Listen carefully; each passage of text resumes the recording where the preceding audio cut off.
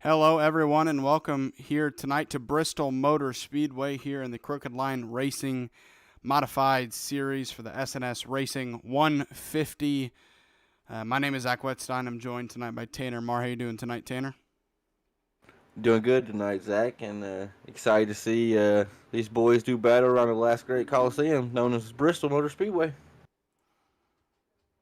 Absolutely. We got 34 to 38 degrees of banking here at Bristol Motor Speedway. Progressive banking, just a little over half a mile, but barely. It's a half-mile track, one of the, if not the most banked track in NASCAR. So looking forward to this race here tonight. We got 74 degrees track temp, so not going to have to worry about that much tonight. And with these modified cars around here, we're going to be seeing that bottom line run more than we usually see, kind of that middle to high line in other cars. Yeah, I think we did some testing. As you say, I did a few laps during practice, just trying to get a feel for the set, get a gauge on what the fuel is going to be like tonight, and man, it's going to be an interesting race because the low line is fast in the beginning, but as you start to wear your tires off, you almost go up to the top by necessity more than anything because you'll just be eating your tires up if you try to stay on the bottom here.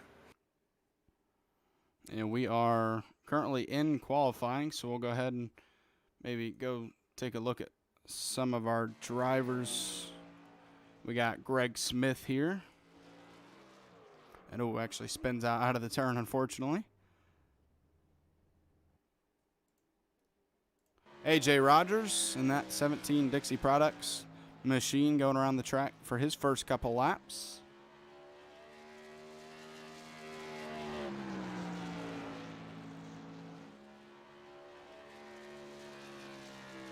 As you see, running that bottom line for at least qualifying, like you mentioned, maybe move up higher in the race. But when you're trying to be the fastest, you need to run that bottom line, at least in these cars. So you see that. And AJ Rogers goes to 10th fastest right now, which is actually kind of surprising. Maybe just not AJ's track.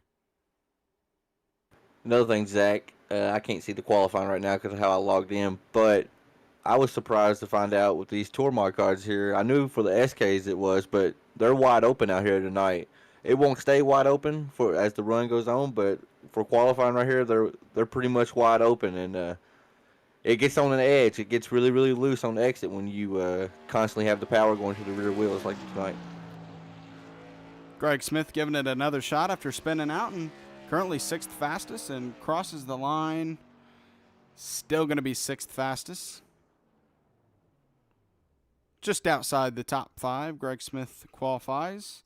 And we still got some more people that haven't qualified yet. Maybe touch the wall or something, aren't able to, because we got Jason A. Day, who usually we'll see him qualify. Thomas Flanagan, Ron Daughtry, Ken Zeems, Timothy Trowbridge, they still haven't qualified. So maybe wonder if they had a little bit of trouble in qualifying.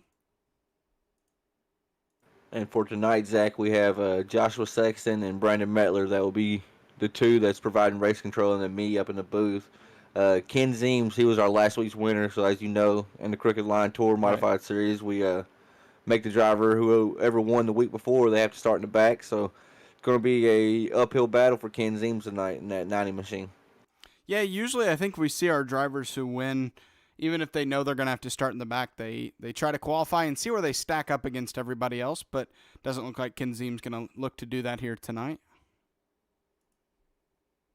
And an update from Jason Day. He just told me that he got into the wall on his first lap, but it ended up taking his second lap out of the equation too. So that's something to do with iRacing. If you get any contact points while you're trying to lay down your qualifying lap, it will not count that one lap. But I'd say he probably got it as he was crossing the start-finish line from lap 1 to lap 2, and it ended up taking both of them away from him. Speaking of Ken Zeems, our race winner for the opening race of this new season for season 2, looking to try to make it 2 in a row, but like you said, it's going to be a battle in order for Ken to do that, as he's going to have to start in the back. Our pole sitter so far, Christian Pittman, he had really tough luck last week, so maybe a good chance for him to kind of set it straight and make his luck a little bit better.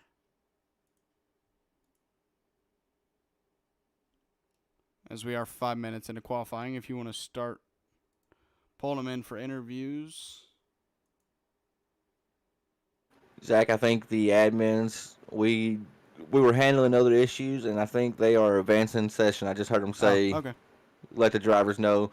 So I always say a peek behind the curtain. Yeah, a peek behind the curtain tonight. I got in here late because we were handling other issues, but we're here now. We're looking forward to putting that behind us and hoping to have a good race put on here tonight at Bristol. Absolutely. Bristol always puts on a show, so I don't think we're going to get any less of that. I think we're going to get a really nice race here tonight in these modifieds, and they haven't advanced it just yet.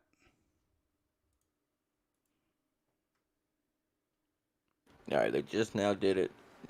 I think they gave the drivers a few minutes to try to get in. So I think we're going to have, now according to my timing and scoring, which is not up to date, I think we have 19 or so drivers out here the last I heard, Zach, but you would know better. So a decent little field right here.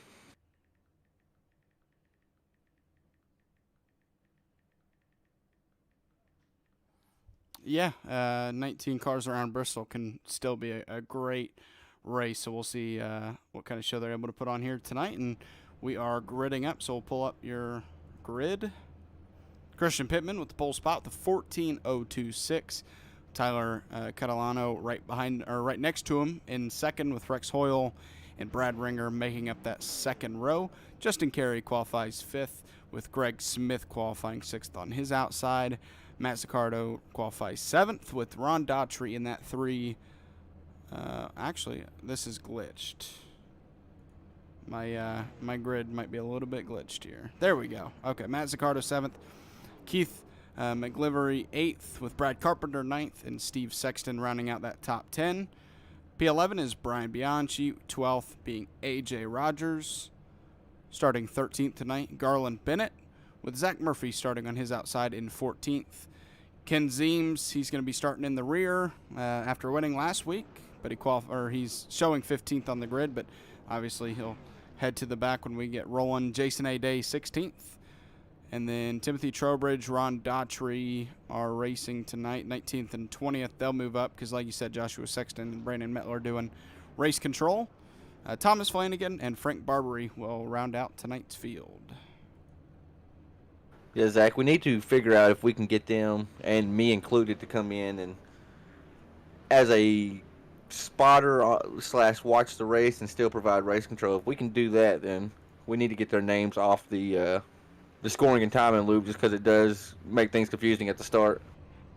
But as you see, they're starting to roll right here. They're going to give Ken Zeems that EOL. He's going to go to the back, and that's, like I said earlier, that gives him a huge hill to climb. Yeah, absolutely. But I think he'll take that and be happy because he's able to open the season with a win. So as long as he can finish a solid finish tonight and, maybe a top 10, which is reasonable, I would think. If he can even get a top 10 starting from the back after winning last week, I think he'd be okay with that. But I won't speak for him. We'll see if he's able to grab victory number 2 of the season. Gonna be tough, though. As we are getting ready to go racing here at Bristol Motor Speedway for 125 laps here in the S&S Racing 150.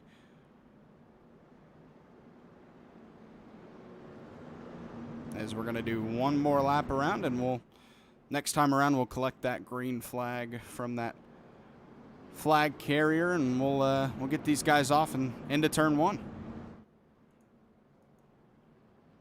So there was a mistake. Admin tried to EOL Ken Zeems, and Ron Daughtry actually got the EOL. There's some chatter going on right now, but luckily both drivers were near the back, so it's a little messed up, but it's all right now. I think they've sorted it out. You're gonna see that. It's been an eventful night. Gonna see that Ford Mustang pull off. There he goes, and the green flag is out here at Bristol Motor Speedway. Christian Pittman going to look to get a good jump and keep that lead out of turn 2. Going to use that bottom and is able to do so, and the battle's on for third. Got a big jump once he got to the corner right then, so that shows that the low line is just so much faster, and there's a caution already out. Brian Bianchi looks like he had an issue.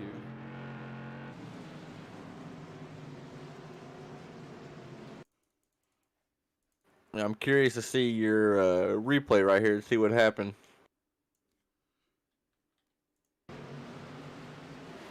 Come down the front stretch, and ooh, they get loose and get together. It almost looked like netcode. It looked like Brian was turning to the outside wall before they actually even touched. It's hard to tell. Yeah, really hard to tell. But nonetheless, that does bring out our first caution of the night. We'll see if, hopefully that was netcode, and it's unfortunate, but it does happen here in iRacing. And we're going to see a couple of people, Zach Murphy and Ken Zeems, go down pit road. Zach Murphy was a part of that wreck. I didn't see if Ken Zeems caught any of it, but he is down pit road. So, Zach, we noticed this last week at Irwindale. Speaking of the fuel issue for tonight, these drivers don't have enough to make it to the end of the race. And as we saw last week, Jason Day had a great run going, and ended up pitting. And like we've seen before, these cars take forever to fuel up. So you need to take your fuel tonight in increments. If not, you're going to go a lap down, 2 laps down, maybe even 3 laps down if you get stuck in pit road trying to add fuel into these cars. Mazzucato and Tyler Catalano both pit, so they're going to do the same, and they're going to head towards the rear of the field, getting some fuel here. Yeah, I'd see it getting in increments later in the race, but I don't know about lap 4. Yeah, this is a little early right here. But, I mean, if they're just trying to keep it full for later on. And then I know we also get a competition caution at lap 60 tonight, Zach.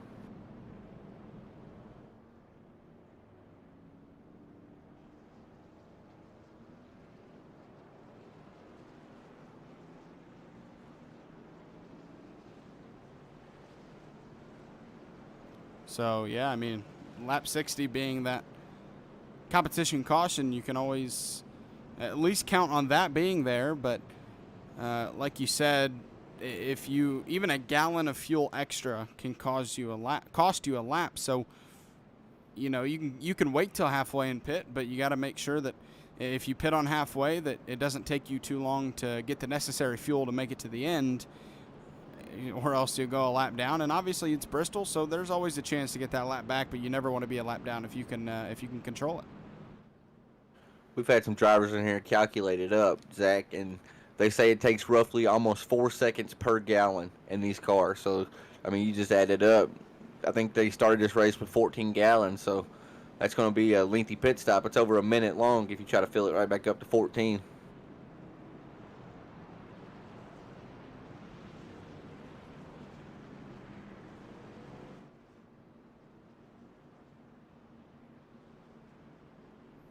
As we're going to have ourselves a single file restart with that early caution, which means Christian Pittman he's enjoying this view with everybody being behind him, nobody next to him, and that can make it a little bit easier to fire off and get into turn 1 without having too much of a battle for the lead here early on. If he takes off and gets a really good jump with, I think it's Rex Hoyle in the 54 machine that's right there behind him. Rex Hoyle was really strong last week. He just ended up falling a little bit short of the winning spot. I think he finished second last week, so he's looking for another strong finish here tonight.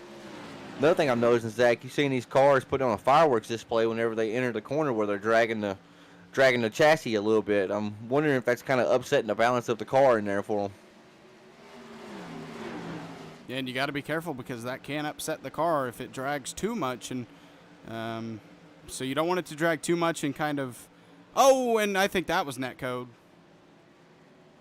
That definitely didn't look. I mean, when I wasn't looking at them specifically, but it didn't look like they were close enough to really make contact there. I was making my way through the field, just checking everybody out. I don't have a good camera set up here tonight, so I'm really zoomed in too far to the track with my monitor. Yeah, Rex Hoyle and I believe Brad Ringer got together, but it looked a lot like netcode, but I wasn't zoned in on that specific battle myself, so I only saw the back half of it.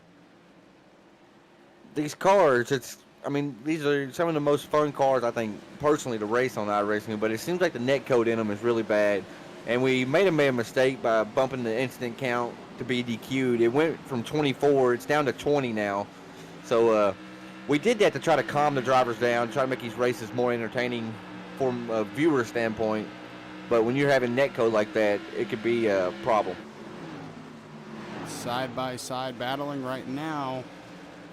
AJ Rogers stuck behind those two right now. That's Garland Bennett and Steve Sexton both battling side-by-side for P8.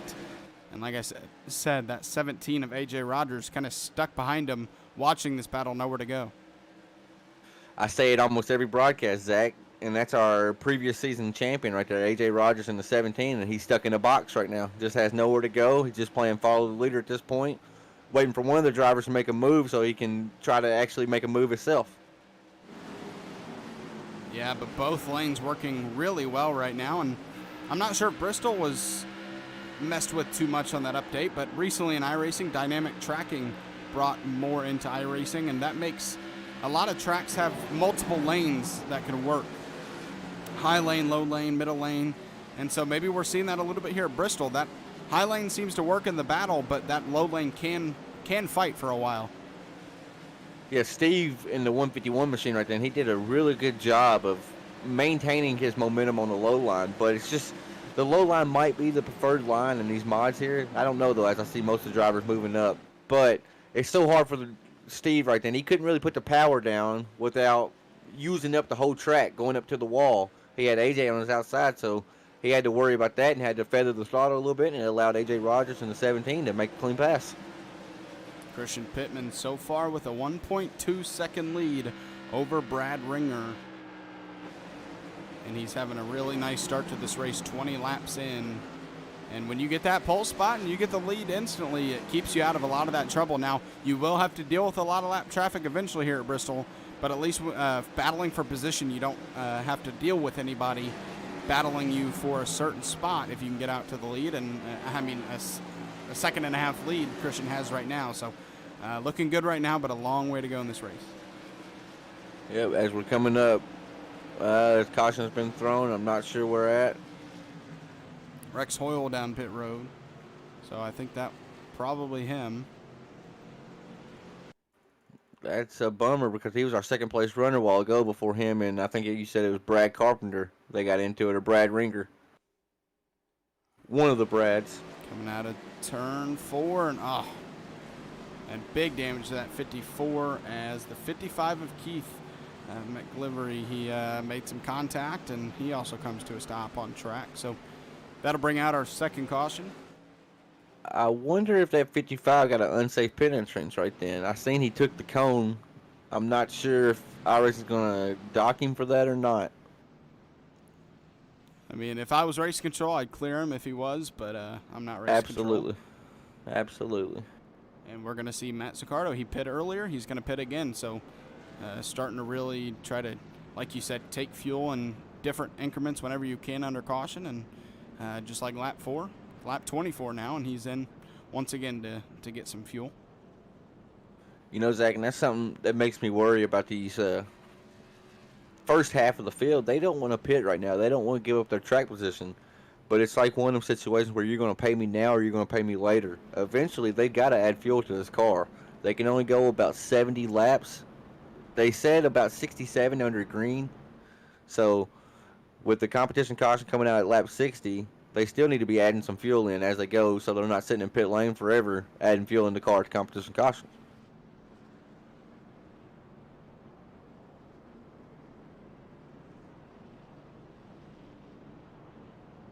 So it makes you think, if you're a Christian Pittman riding around here, when's the best time to finally say, okay, I'm done with this track position, I need to go add some fuel to the car? I don't know that answer. You said 70 laps, right? Yes, we can go roughly 70, I think 67 if it went from green to green. I think that competition caution, we're going to have a busy pit road then, because if you're up here up front, like you said, I don't think you can really give up that track position until at least that lap 60 competition caution. And then if you can make it from there, I would absolutely pit, because for all you know, we've had 2 early cautions here, but I mean, it's racing. For all you know, you reach that lap 60 competition caution, and then you just go green the rest of the way. And if you don't get your fuel then, well, then you're going to have to pit under green while everybody else is good, and that'll leave you out of the battle to win. Yes, and I'm more worried about the guys that go in there with, say, like 2 gallons of fuel left. Then they're going to sit there forever trying to get 10 or so gallons just to make it to the end. Whereas these guys like Ken Zeems, we've seen him come down, and seen quite a bit of drivers actually come down and just either top off or add a gallon, 2 gallons here, and that keeps them with a little bit of fuel in the car for whenever they do make it to the competition caution, if they keep it up at this pace.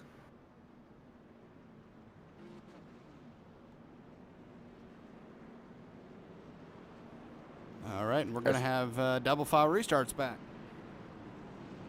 As Christian Pittman said, I know we have lane choice, but I want the bottom lane. He just said it over iRacing. And also, Christian wrote me earlier and said, man, I've ran actually decently in these modified series for the last season and this season. I know last week was pretty rough for him, but he said, I really need a win here tonight. I know my grandparents are going to be watching. I really just hope I can get a win here. And, you know, Zach, so far, he put it on the pole. He's led every lap so far. He looks like a mighty fine candidate for the win tonight. Absolutely. I mean, I know I keep going to last week, but, I mean, it was a rough race for him last week. He wrecked multiple times on end, and he was really in the back of the pack when that happened. So what's the best way to rebound from a wreck-filled race in the middle of the pack? Well, don't start this race in the middle of the pack, and he definitely didn't do that. And as we have some people in the wall in the background, but they are able to keep it straight so far. But he's really kind of reaping the rewards of getting that pole spot so far tonight. As we see a new face up in the front right now in the top half. Well, not a new face in the top half, but for tonight, Justin Carey in the 42 machine. He actually started in the 5th place spot, fell back a little bit, but he's made some gains with the cautions and the restarts, and he's actually trying to chase down Christian Pittman right now. Yeah, but when he gets to him, if he gets to him, how is he going to pass him? Because we've seen battling on that bottom line, and right now we're seeing these drivers on the bottom line, but I imagine what we saw earlier with that battle, two-car battle, is you might want to be on that outside just because of the run it gets off of the turn. So how is that 42 going to go at the 8 machine of Christian Pittman and try to pass him? We'll have to see if he gets to him first. And this is going to sound goofy what I'm about to say, but we also noticed in practice that these cars benefited quite a bit from the draft, and it's not as much dirty air in the corner. So Justin Carey is actually benefiting right now running in Christian's tire tracks, essentially. And he's not really getting the dirty air on his car. It's something to do with these cars. The dirty air don't affect them like it would in the Cup cars, Xfinity, or trucks on here. Yeah, that's big. You don't want to be affected by dirty air at tracks like this, especially. So these cars not really affecting you in the dirty air is really good, because you can, like you said, you can follow that car in front of you's tire tracks and not have to worry about pushing up as much. So that 42 machine hanging tough with him right now. He's only about a couple car lengths back and just looks like he's chilling out right now. And we say tire tracks, but really the spark tracks of him. I mean, those he's getting those sparks right in his face. I've noticed there's some cars that are sparking and there's other cars that isn't. And the ones you see sparking, they're sparking on every corner entry. And then I see a few that's sparking on corner exits. So I guess it's just almost driving style and how they're diving in the corner. So like I said, I don't know if 38 laps in, if these drivers are still wide open. I'd say they're probably cracking the throttle a little bit, but they're almost wide open if I had to guess.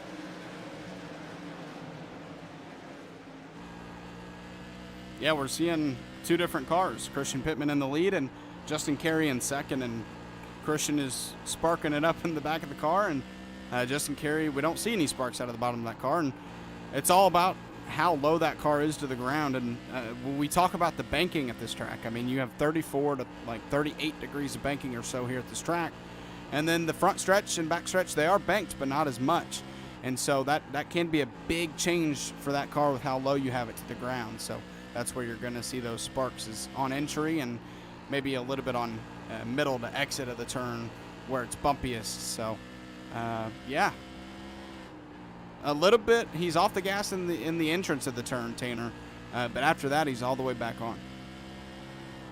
Okay, so you can hear whenever you went to his cockpit, he is lifting a little bit. I got you.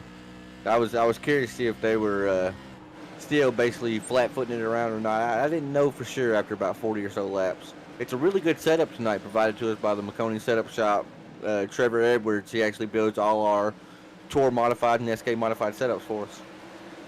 A.J. Rogers working on the outside of Jason Day for the 7th position, and then he's going to look after Garland Bennett because he makes the pass quick, and now he's going to look to get on the outside of the 30 machine to try to take away that 6th position as he gets really close to the back bumper. But you can see that high line for him really is the preferred line because he didn't even try to go to the bottom.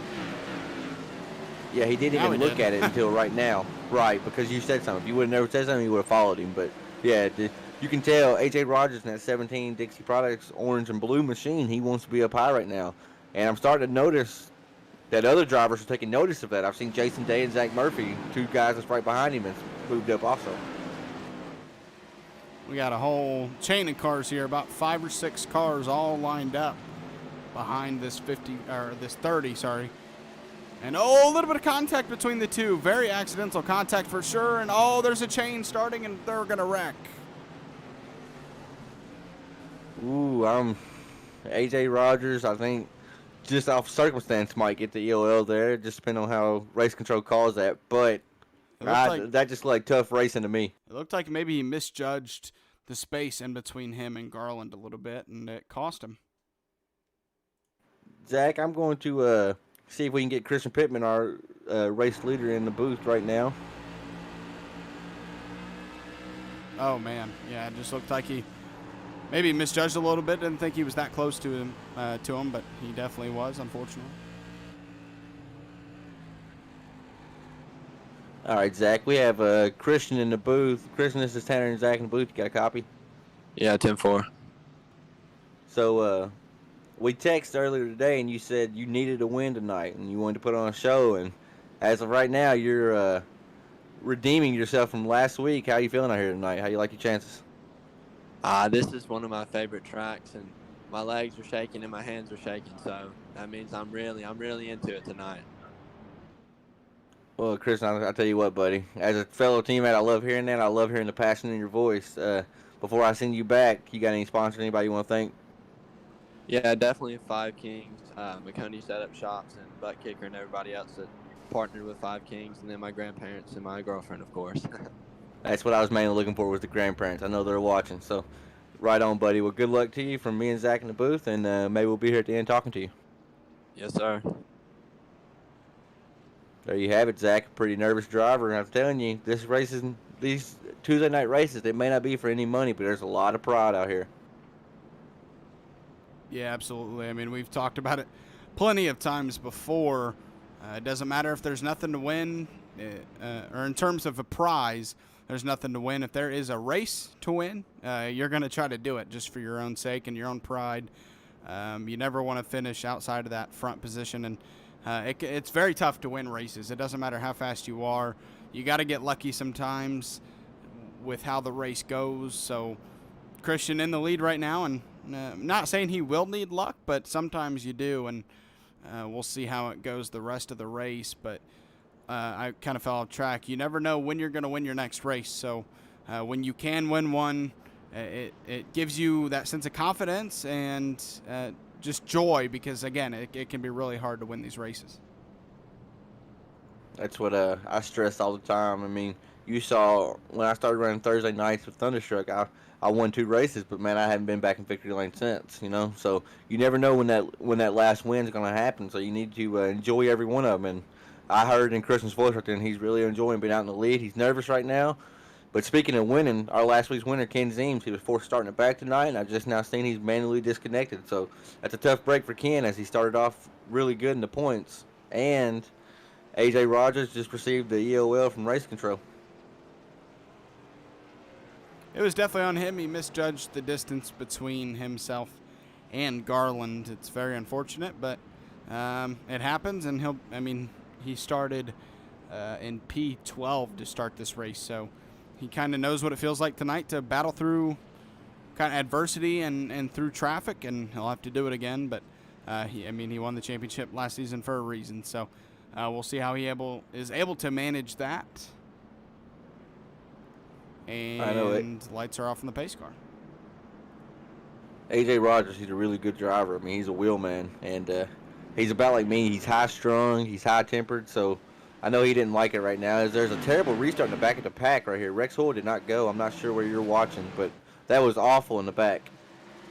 Yeah, you can see the top 5 separated a lot from the rest of the field, and that's going to help at least these guys out front get separated from the rest of the pack. But we have a battle maybe start to ensue here soon for the lead as Christian Pittman and Brad Ringer, your front 2. And it's kind of follow the leader right now as we are on lap 55. So a quick shootout to the lap 60 competition caution. Yeah, race control came over right whenever the lights came off and said we was going to have about a 6-7 lap shootout to the comp caution right here. So maybe I told the boys just to play nice, which, I mean, that's crazy to think race car drivers playing nice with each other, but it looks like they're playing follow the leader and playing nice.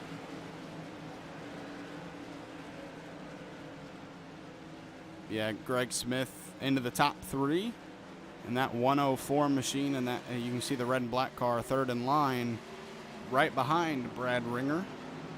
But right now everybody's following Christian Pittman here around this half mile, and he's doing a really nice job at managing this race so far, but a long way to go. We're not even halfway, and when we get to the competition caution, we won't even be halfway. We'll have to go through a couple more laps to get there. So when you get to that halfway point, it starts to feel like you're getting that much closer. Obviously, you just have one more half to go, but it always seems like that last half of the race goes by a lot slower than the first half.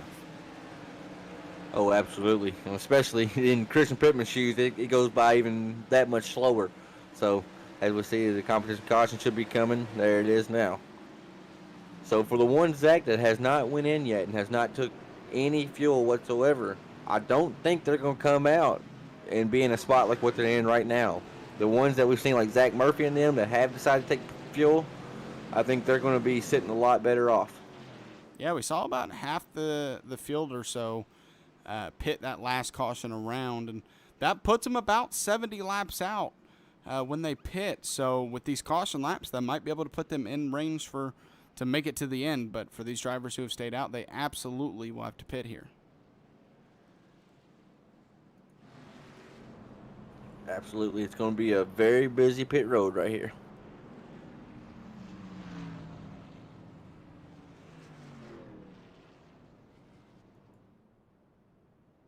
Christian Pittman, a sim racing veteran, he's letting them know do not pass that pace car when you're trying to come on pit lane. That's why he's lagging off the pace car. Bristol, Martinsville, and a couple other short tracks. It's really easy to get a black flag when you're in pit road if you're near the front of the pack by just getting past the pace car a little bit too much. With about 19 cars in here today, everybody going to look like be able to pit on that front stretch, as we're seeing Christian Pittman with the advantage of that front pit stall, the first pit stall, and we see just about everybody at least taking right side tires. We'll see if they all choose to take 4, and yep, the left sides are going up on everybody's vehicle. So 4 tires and enough fuel to make it to the end here. And Christian Pittman not going to win the battle out. Yeah, I was going to say, I'm not sure if you noticed it or not. Christian actually overshot his pit stall. He had to back up about a half a foot to a foot, and that cost him a little bit of valuable time on pit road. Matt Zagardo, he assumed the lead after those guys pit, but he now is pitting himself, and that is going to hand the lead over to Tyler Catalano. And I'll give you, I mean, you talk about a little look in the kind of what's going on in the back of these, or I'm trying to think of the word, I can't think of it for some reason, but behind the scenes, looking at the behind the scenes, I'm looking at maybe getting a headset microphone meant for broadcasting so that I can be a little bit more agile with my head, so when I look away from my main screen, I don't go away from the mic like I do now. So it's going to be at least another week with this mic, but maybe looking at getting one of those broadcasting headsets so that it's a little bit easier to talk and move my head without moving away from the mic. That's awesome, and to think that you don't have something professional like that already is amazing, because you sound amazing on here and you do a great job. That's why we wanted to bring you back for season 2 here, and I'm glad we did. And I hope you like yours.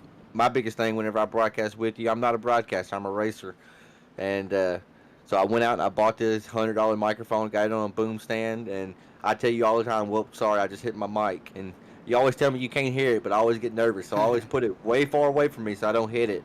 but I'll still hit it at least once every race. Yeah, I'm not sure how it'll sound right now. It's headphones meant, as we go back to green, I won't try to talk about it too long, but it's headphones meant for broadcasting, so it's supposed to have a pretty good mic on it. I like this microphone. This has a good quality to it, and I wouldn't move away from it if it weren't for the headphone part of the headset that I want. It makes it easier to, like I said, turn my head and not turn away from the microphone like that. So that's literally the only reason I'm looking at that, but we'll move away from that and maybe talk about it later if I actually get it. But right now, Tyler Catalano in the lead when that green flag showed. Justin Carey in that 42. He beat Christian Pittman out of pit road, and that puts him in second right now. But Christian Pittman all over the back bumper, going to move to the outside here. Yeah, Christian Pittman made a daring move on that restart right then and actually got 2 spots in one corner. Ooh, Justin Carey got a little bit loose behind Tyler Catalano. And there you go. There you see it, the 8 machine of Christian Pittman. He is to the pole position again here. Christian Pittman was in third for half a lap, and half a lap later he grabs the lead away. Like you said, took 2 spots in one corner. He used kind of a pick move on the 42 of Justin Carey as he got him trapped behind Tyler Catalano and a little bit older tires, so maybe a little bit slower, and that works well to the advantage of Christian Pittman, who gets him back out to the lead and already with the second lead over Justin Carey. With Tyler in the 64 machine, sorry, I had a brain fart. Tyler in the 64 machine elected not to take his tires right then. If there was more drivers that stayed out with him, I would say I like that call, but say he does come in and pit in about 20, 30 laps, when we have about 20 laps to go, he's got a lot of traffic to maneuver through, Zach, and I don't know, in a race like this, when everybody's going ahead and pitting, I think it's just best to go ahead and pit and try to earn the track position, not be gifted it off pit road.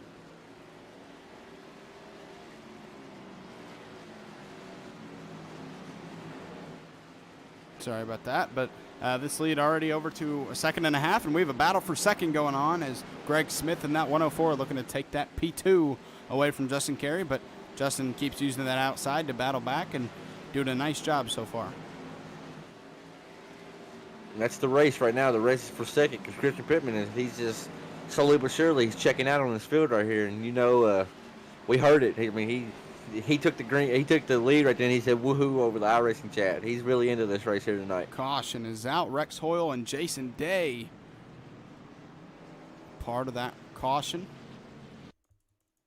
As we see Jason Day just manually disconnected, and Rex Hoyle's had a kind of bad luck tonight. Ooh, there was a lot of flipping going on. I saw in reverse right there. Comes down a little bit too much, Jason does, and flips that car around, and heavy damage. And Jason Day's motor actually blew, and that's why he disconnected, it looks like. And I think if anybody's looking for Rex Hoyle in the 54 machine, I think he's going to be in the infield care center right now because he just went for a ride. Absolutely. That's the one good thing about iRacing being virtual and not real life, because that would cost a few bucks if you did that in real life. Speaking of Bristol, Zach, we're here at Bristol tonight. I know we talked about another broadcast, but Bristol Dirt. You looking forward to it?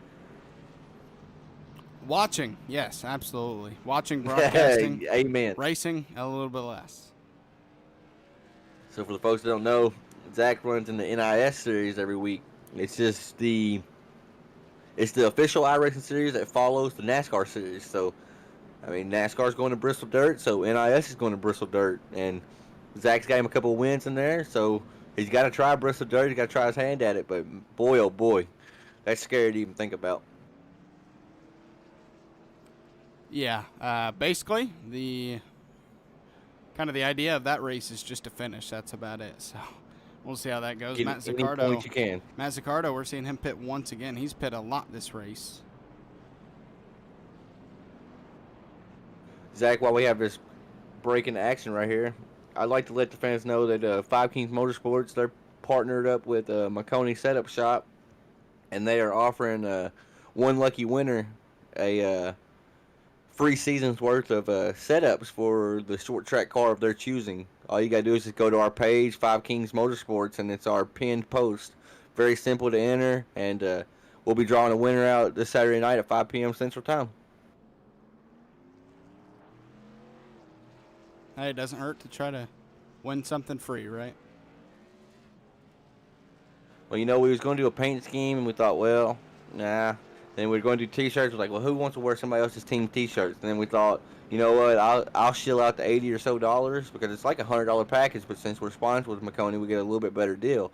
And so it's all coming out of my pocket, and I just want to do it to show thanks for hitting 700 likes, and we're actually closing in on 1,000 likes now. So on the road to 1,000, but that's not important now. I just want to throw it out there for the ones that cared.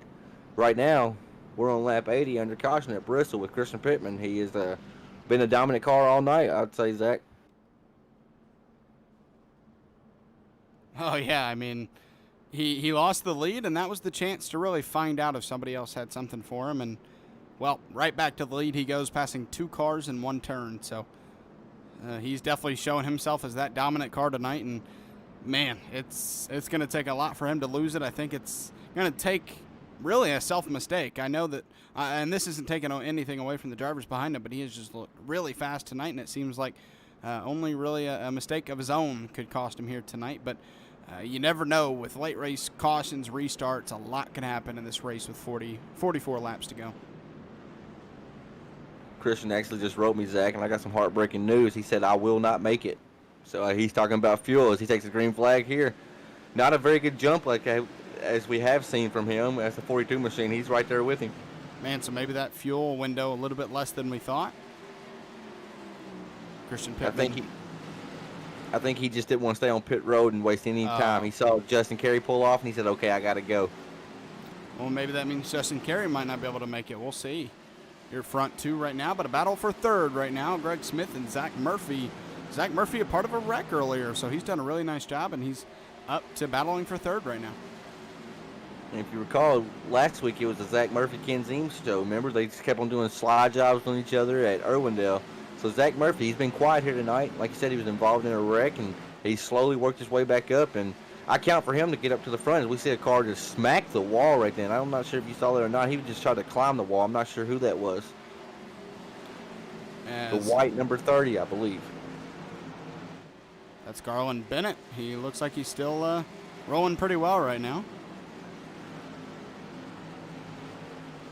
With Brad Carpenter, it's right in his tire tracks, just waiting for one more mistake. That when Garland got into the outside wall a little bit, that let Brad close the gap on him, and now he's just waiting for one more mistake or maybe to go high on him. But you notice with these fresh tires, these drivers have elected they're moving down, and then as this run goes on, Zach, they're going to start moving on up because you have to. Now to the inside goes Brad Carpenter. But can he make the pass? It's going to be tough. That 30 car is going to fight back as hard as he can on the outside and doing a nice job so far, getting a really nice run off. And you got to make sure if you're going to use the high line not to go too high, because you see some of that.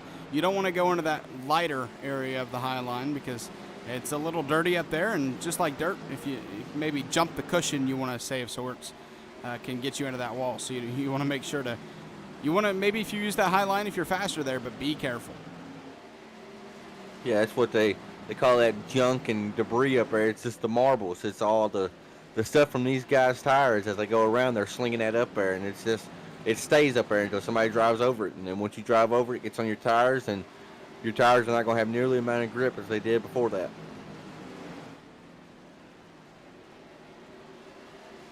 Yeah, at a short track like this, it's all about momentum. We talk about it all the time, and we'll continue because that's a big part of racing is or not momentum, rhythm, sorry. Having a rhythm on track, especially at a short track like this where you're running 14.5-second laps. So if you're not in a good rhythm, you can like going up into that dirty stuff up top and you hit the wall and it takes you out of that rhythm. Then for a couple laps, you might be a little bit slower just because you're maybe not running the pace your car is able to. So Christian Pittman right now looks like he's in a really good rhythm on that bottom. He continues to run that same line, and he's building that gap to about 7/10. As I'm just watching on throughout the pack, Ron Darcher in the 3 machine and Tyler Catalano in the 64, they've been battling since we went green here, Zach, and there's really nobody up. As I say that, the 3 machine actually prevails on the bottom. He's going to try to bring Brian Bianchi in the 14 machine by with him. I think Brian is actually Yes, Brian is 22 laps down for being involved in an early incident, but it shows he's a warrior. He's still out here just trying to click off laps and at least gain a position or two.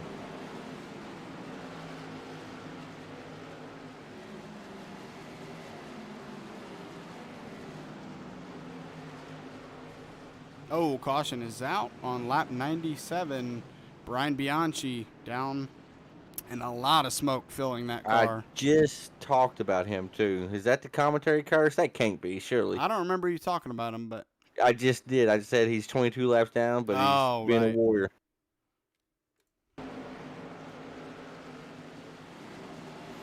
Oh, that's net code, it looks like. That's twice tonight. Bianchi in the 14 machine has had suspect net code.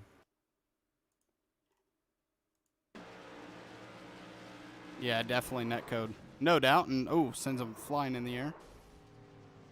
And, man, you see that, the new smoke, not only for burnouts and stuff, but watch it fill that cockpit up as soon as he stops or as soon as he slows down. You just see all that smoke coming out that car. And, I mean, just he keeps rolling along and all that smoke showing a trail of his car.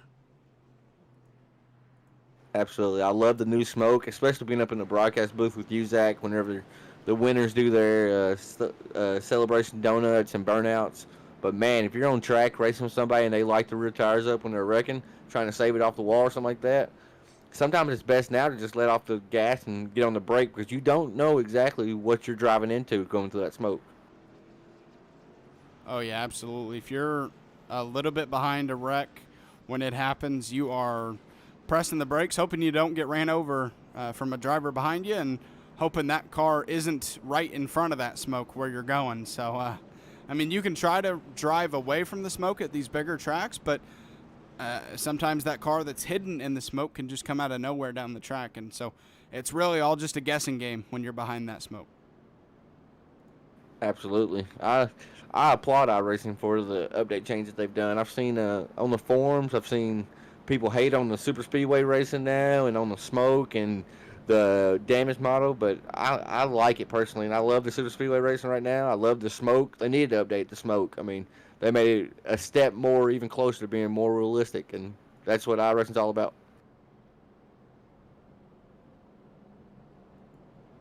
Yeah, a lot of people complaining about the super speedway, and I did at first, but I mean, it's more realistic, and people come to a simulator to, for more realism than they can find in other, video games like NASCAR Heat. So, I mean, it's more realistic. You may not like it, but it is more realistic. You used to be in iRacing. If you had two cars in front of you, you could get up next to one of those cars, kind of side draft them a little bit, because side drafting really wasn't a big part then, and you could almost pass both of them by yourself, and you just can't do that anymore. I mean, these cars, you need more than a couple of cars behind you to get you a good run on the people in front of you. So definitely more realistic, even if people don't like it. I mean, you think back to NASCAR drivers' interviews and stuff like that. They always talk about, you hear them say, the bubble, that air bubble. It's so hard to pop that bubble, and what they mean is it's so hard to actually suck up completely to that guy's back bumper in front of them. And now that's how it is on iRacing, and that's not a bad thing in my eyes. I mean, that's, like we said, it's a step towards more realism. But for right now, we're at Bristol Motor Speedway, and we're going to be going green with right at 20 laps to go, Zach. Yeah, this race going by super quick. 24 laps to go, 23 when we get the green flag.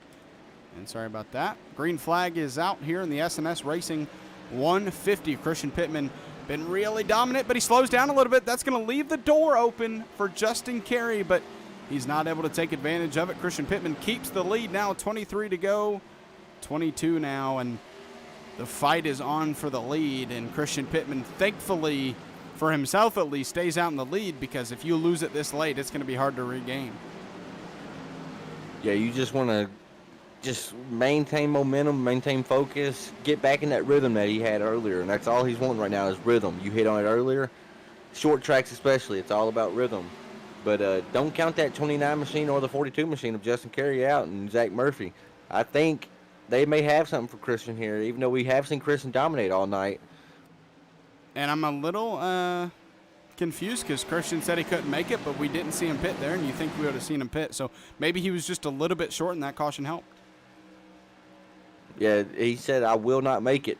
And I assumed he was talking about fuel. But I did notice a lot of the drivers were running down on the apron, just riding the clutch, trying to cut the track any part they could. So I think a lot of these drivers are close, but they should be able to make it now with the cautions that we've had, if my calculation's right. But who knows? It may not be. A.J. Rogers, you see, we followed him a little bit in that 17. He's back up to 7th after getting that EOL penalty after a caution that he unfortunately caused, but he's battling back close to the top 5. He does have a couple drivers in front of him. That's Garland Bennett and Brad Carpenter going to try to stop him from getting into that top 5, but A.J. Rogers going to find his way around 6th place Brad Carpenter just like that, so one more spot to that top 5 now. It makes one wonder if he's able to make this many passes. Granted, he is passing people further back, but that shows he has speed here tonight. So without that EOL, who knows? Maybe he'd be knocking on Christian's door. He actually gives the 30 car a little bit of a shove. And then, if I recall correctly, these are the two that got into it earlier. Maybe not, but I seem like I remember the 17 and the 30 getting into it earlier. Yeah, they did. Right now, though, for the lead, we have 3 cars lined up behind our leader, Christian Pittman. So he's in the lead. He's had the most dominant car, but it is not going to be an easy ride to victory. He's going to have to earn it here as these drivers are keeping him honest. Not to take anything away from Christian Pittman, but I think his 64, 30, 17 battle, I think we're about to have some fireworks go off here, Zach, and I'm not talking about the sparks coming from underneath the cars, because there's been a lot of contact in the last 3 laps. Man, and the 17 dives under the 30 once again as they are side by side, but that bottom is just not working in a battle when you go side by side. So that 30, he's just going to stay on that high line, give up that inside to AJ, and make him pass him the hard way, and it's working so far. Tyler Catalano in the 64, we saw him stay out and elect to not take his tires earlier, Zach, but the way he passed the 17 and the 30 right then, it makes me feel like he's took his tires now, so he may be on a little bit fresher rubber, and he might be able to come up through the field. He's already passed 7th and 6th. He's running 5th right now, trying to track down Greg Smith for P4. A lot of battle going back near that 4th position as Greg Smith trying to hold off Tyler Catalano, and he's going to make him go and almost some contact between the two, but they're able to keep it straight. Christian Pittman sees that probably in his mirror thinking, please do not spin out. And a battle for the lead to the bottom, Justin Carey.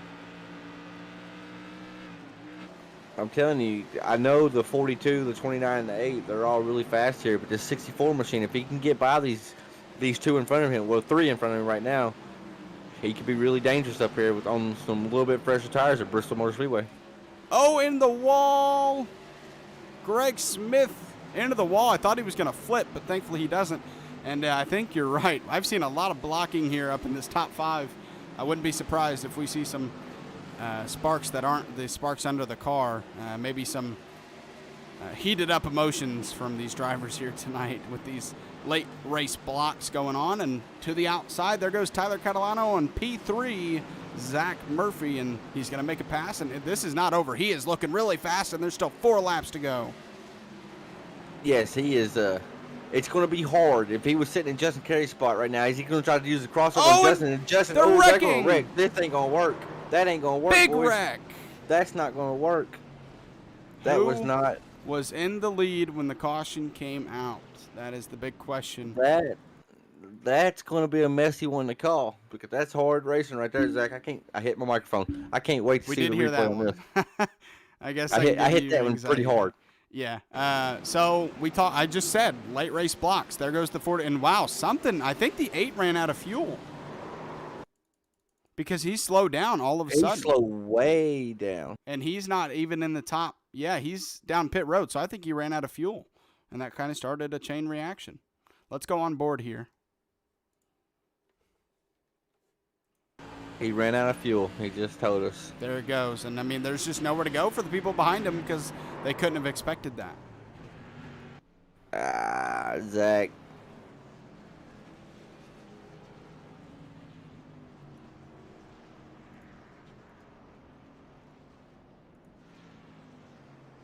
And that leaves the lead to Zach Murphy. And we're going to have a green-white checkered here. So,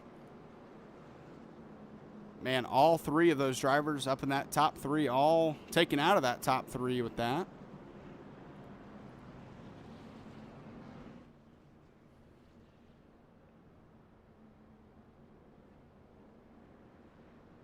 Sorry, Zach. I had very, very heated drivers. I think I'm going to have another long night when we finish here.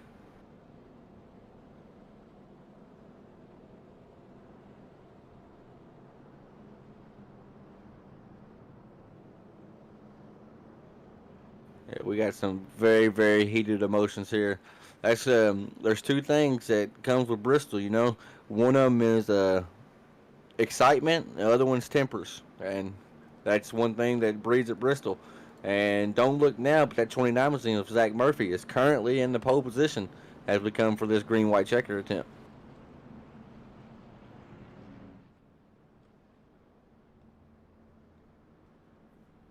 Yeah, he was sitting in, I believe, P4. He had just gotten passed by Tyler Catalano, so maybe that was a little bit of a blessing for him to be put back and forth behind that battle.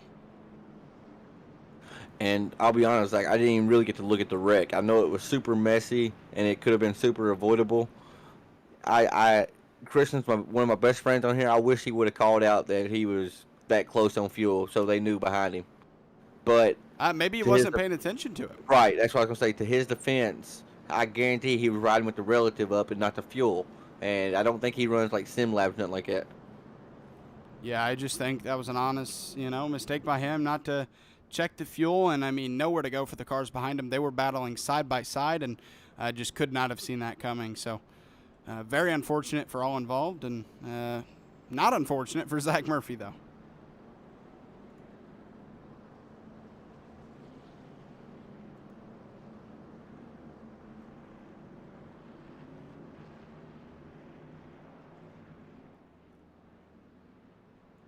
Waiting to see if they're going to go double file. Man, like I wish we would have double filed them up one more time. I could override it right now, Zach, but I'm going to let it be what it's going to be. As we see Zach number 2 in the 29, Zach Murphy. He's going to try to capture another win in the Crooked Line Tuesday Night Modified Series. And he gets a great jump, Zach, for a green-white checker. That's all you got to ask for if you're the leader. Zach Murphy with 2 laps to go needs to collect that white flag in order for the next flag to end it. As he comes around 3 and 4 for the second to last time, he collects the white flag. 1 lap to go here at Bristol Motor Speedway for Zach Murphy. And I think we got some Brad on Brad crime going on back here. I saw the 4 give the 31 not a very hard shove. As Zach Murphy's going to capture the win in the 42, he's looking to the outside of the 4 machine of Brad Ringer. And I don't know if he got him or not. Drag race to the end. Justin Carey beat Brad Ringer. I'm sorry, Zach. I normally let the professional call the end of the race, but I was just already you're fine. going. That was a good call. But yeah, they just drag raced it out, and I think, if my timing is correct, Justin Carey should have him. Yeah, that was a nice drag race to the end there for third.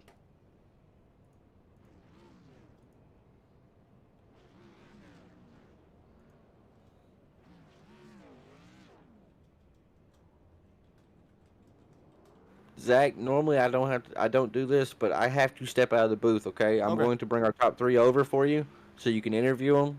Thank you to the viewers for watching. Remember SNS Racing on Facebook. You give them a like. That'd be much appreciated. But Zach, it's Bristol, and I got to go handle drama, I guess. All right. So thank you for broadcasting with us, buddy, and I'll get you drivers over here to talk to you in just a second. All right.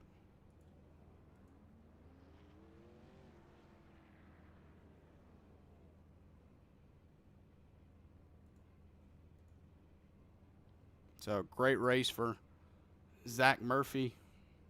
Collects that victory. Started P14.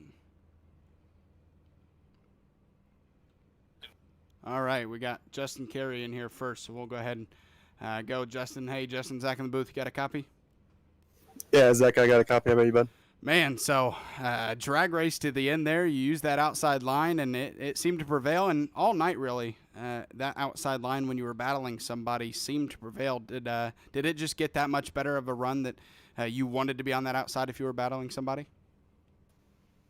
Yeah, actually, Christian Pittman showed me the top line early when he got around me and Tyler after one of them yellows. Hadn't been up there and tried it at all the whole race. So I learned from him and was able to use it there at the end. Awesome. I see you started in P, I think it says fourth or fifth, and you were able to stay really inside that top 5, top 10 all race long. I'm not sure when you pit for fuel, but how was it, because you were kind of in traffic throughout that race? How was it behind other cars? I've heard that this car isn't too bad in traffic behind other cars in terms of dirty air. Was it comfortable tonight even when you were behind people? Yeah, absolutely. The Penske's Property Services, Brown and Miller Racing Solutions 42 was good all night long. We started 5th, ran up front, like you said, the whole race. Got caught up in a guy ran out of fuel late in the race, cost us a chance of winning this thing. To go to the back and get back to the front. Fuel-wise, we pitted lap 52, that caution just before the competition caution. And then we went out under that little stint there and just ran half throttle on the tires. So that way the tires are good and fresh and we could restart up towards the front. I was hoping to leapfrog to the lead. Someone else had the same strategy and ended up restarting second, which is when Christian was able to get around the outside of me. Well, hey, man, that was a fantastic run to the end there to edge out for P3 over Brad Ringer. You got any shout-out sponsors you want to throw out there? Yeah, I got to thank the guys over at obviously Five Kings Motorsports. They do a lot to help with the promotions of our races. The Crooked Line, everyone at Crooked Line, the admins that take their Tuesday nights to watch us race and keep the racing as fair as possible. There's a lot of people that help out with this program. I know Trevor Edwards used to help out with setups. I'm not sure where our setups come from this year, but whoever has given us our setups, they're awesome. Thank you. I'm sure Tanda will fill in afterwards with where they can go find those setups at for iRacing. So it's been great. Thanks to you guys too. All right, man. Well, great race tonight. Looking forward to seeing you out there next week. Thanks, you guys too. All right, now we'll move on to second place finisher, Brad Carpenter. Brad, this is Zach. You got a copy? I got ya. Hey, well, you started P9 inside the top 10 and kind of a quiet race relative, but you were able to, in the end of the race, finish P2. Where were you relative to that wreck there that brought us to that green-white checkered? I think I was about 7, 8, 9, somewhere in there. I just kind of bided my time. I took tires early and kind of cost me, but I made sure I had fuel because I had ran out of fuel a couple other times in other races. So, I mean, when you saw that wreck happen in front of you, were you, I mean, I know it sucks to see fellow competitors wreck, but when you saw that it would put you in the position it would to at least try to get a win here tonight, were you excited about that? Well, you don't ever want to see that, like you said, and I just tried to avoid it. I didn't want to get taken out in it, but again, all came down to fuel. All right, man. Well, you got any sponsor shout-outs you want to throw out there tonight? I want to thank Mark Logan for helping me with setups and so forth. Obviously, this is fixed, but he's the guy that helps me with the other setups. And Bob Spettin Pond. That's it. All right, man. Well, congrats on the podium finish tonight. Looking forward to seeing you next week. Thank you very much. All right, and finally, we'll move on to our winner tonight, Zach Murphy. Zach, this is Zach. You got a copy? Yeah, I got you, bud. Well, P14 you started, so, I mean, you started kind of in the thick of things to start this race. I asked a similar question. I'll ask again to you.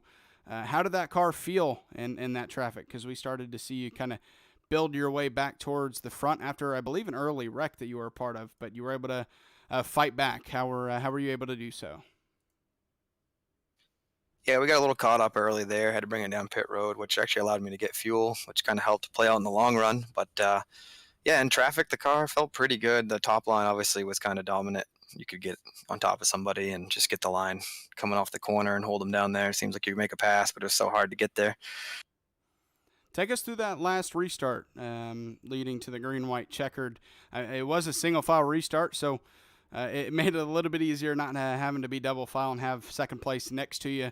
But what were you, because we talk about how the high line was the better line, maybe when you were battling somebody, but were the plans for you to try to run that bottom line, maybe the faster way around on a 2-lap stint? Yeah, like you're saying, if you could get, some open space, it was nice to be able to kind of diamond the corner off and get that low line running out.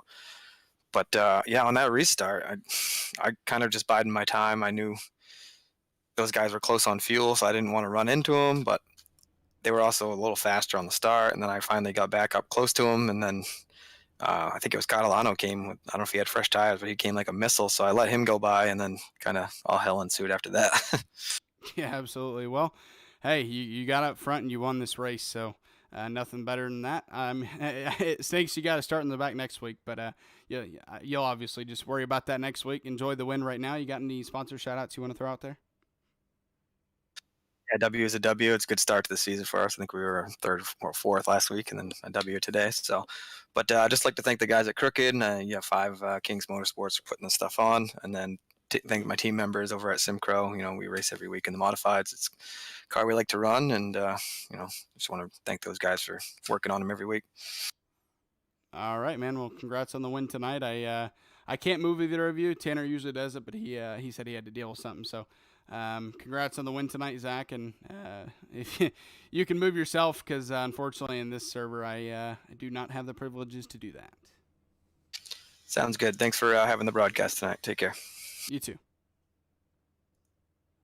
All right, that was your race winner here tonight. And we will go over your results here before we head out. Race winner Zach Murphy with Brad Carpenter and Justin Carey, your top 3. Brad Ringer lost out on that third place battle to the start finish line, but hey, a 4th place finish is still a good result. Top 5, Keith McGillivray in that 5th position, Greg Smith 6th, Ron Daughtry 7th, AJ Rogers having to battle back after that EOL, fights up to the 8th position with Garland Bennett and Steve Sexton behind him, rounding out that top 10. Christian Pittman running out of fuel late there. Unfortunately, a part of that wreck finishes P11. P12, Tyler Catalano, a part of that as well. Matt Zaccardo, 13th. 14th, Thomas Flanagan with Brian Bianchi, 15th. Jason Day, 16th. Rex Hoyle, 17th. Ken Zeems, last week's winner, had to start in the back, and a very unfortunate race for him as he finishes P18. And that rounds out your field here tonight.